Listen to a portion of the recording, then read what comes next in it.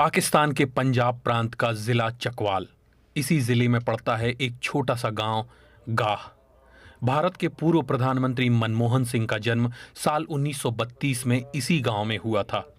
साल 1947 यानी अब से 77 साल पहले मनमोहन सिंह और उनका परिवार इस जगह को छोड़कर भारत के अमृतसर चला गया, लेकिन उनकी यादें और उनकी निशानियां आज भी इस गांव में मौजूद हैं। ये वो जगह है जहाँ उनका घर हुआ करता था।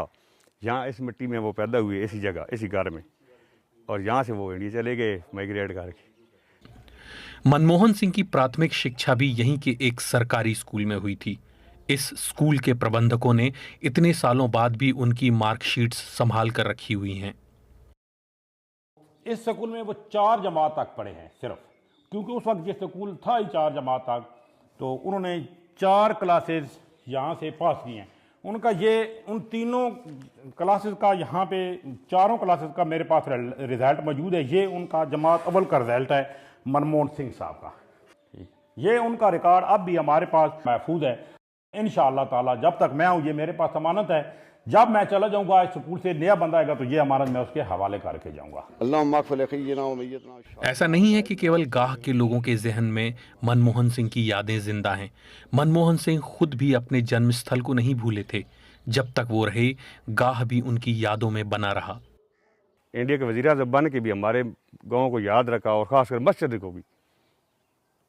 ये तो उनकी बड़ापन था कि यहाँ इस ज़मीन पे पैदा होने वाला, इस छोटे से गांव की छोटी सी ज़मीन में, और इतने बड़े मुल्क का वज़ीर आज़म बना, हमें इस जगह पे फ़ख्र है कि इंसान चला जाता है उसकी यादें रह जाती हैं। हम मुसलमान हैं, वो सिख हैं। सबसे पहले जो उनकी बात मुझे याद है कि उन्होंने एक मैसेज भेजा था कि मेरे घर के साथ एक जामा मस्जिद है, वहाँ पे नमाजी नमाज़ पढ़ते थे। मुसलमानों की बात कर रहा हूँ, अल्लाह पाक को, और वो आज नहीं है, लेकिन उनकी बात हमें इसलिए याद है कि अच्छी बातें हमेशा याद रखी जाती हैं। उन्होंने कहा कि वहाँ पे लोग नमाज़ पढ़ते हैं और पानी ठंडा होता है, वहाँ पे मैं गीज़र लगवाना चाहता हूँ। तो हमने उनको कहा जी हमारी वहाँ पे 3 मस्जिदें हैं। तो उन्होंने 3 मस्जिदों के लिए इंडिया से वो गीज़र सिस्टम भेजे हैं, जो आज भी हमारी मस्जिदों में लगे हुए हैं।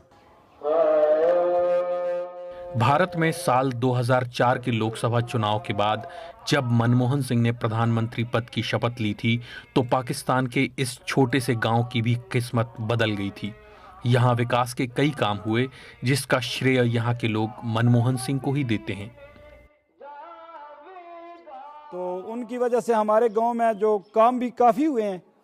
बच्चियों का हाई स्कूल बना, बच्चों का हाई स्कूल बना, BHU की इमारत बनी, वेटनरी का अस्पताल बना, और तकरीबन बलकसर से लेकर गाह तक डबल रोड बनी। तो बहुत ज़्यादा काम भी हुए, लेकिन हमारी जो वो ख्वाहिश थी कि वो यहाँ आते और हम उनका इस्तकबाल करते, लेकिन वो हम बस उनके बाद आज वफा हो गया है, तो हमें अफसोस है। गाह के लोगों को जिस बात का मलाल है, उसी मलाल के साथ पूर्व प्रधानमंत्री मनमोहन सिंह ने भी इस दुनिया को अलविदा कह दिया। उनकी दिली इच्छा थी कि वो कभी अपने गांव जाएं, अपने स्कूल का दौरा करें, वहां के पेड़ दोबारा देखें, लेकिन 10 साल तक प्रधानमंत्री रहने के बावजूद वो कभी पाकिस्तान नहीं जा सके।